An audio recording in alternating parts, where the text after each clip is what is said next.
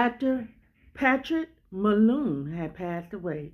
On April the 19th, 2026, he was 57, gone too soon. May he rest in peace. He was best known playing in Days of Our Lives as Austin Reed, Melrose Place, and many more. May he rest in peace. My prayers go out to his family and friends. Thank you.